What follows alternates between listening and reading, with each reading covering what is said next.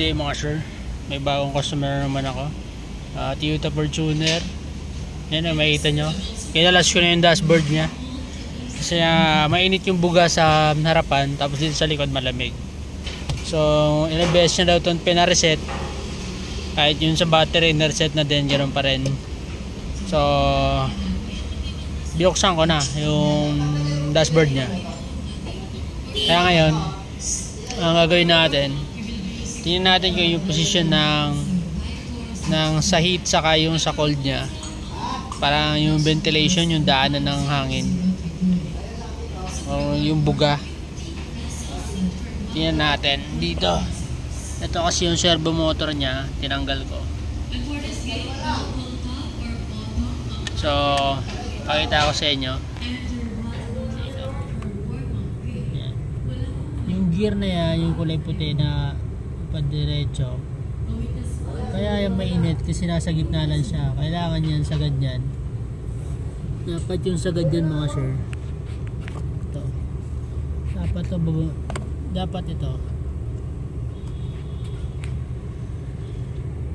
Yan. Dapat ito nakababa ng husto. Ito. Dapat nakababa ng husto yan.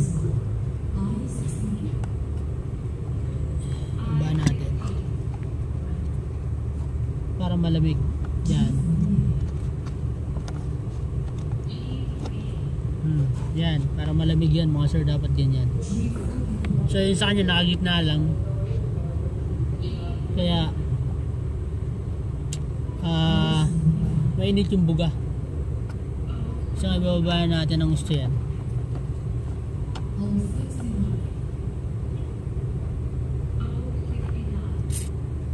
Siguradong malamig na.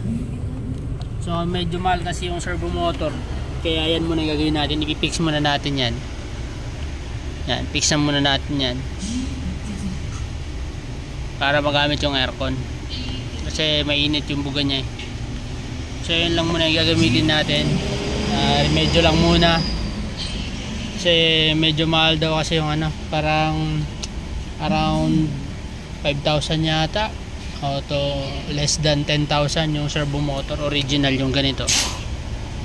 So sabi ni sir, igawa na muna ng paraan. So ayun muna, ipipix muna natin siya, pero kakabit pa rin natin to.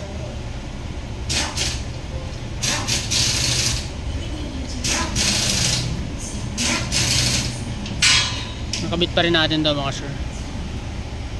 So kabit ko muna to. So, pinakita ko lang sa inyo kung bakit ganun, bakit mainit yung buga. Kasi nga hindi ito nakasagad pababa, no? Hindi nakasagad pababa. Dapat yan sagad yan pababa para malamig talaga. So ayun, kabit ko muna to.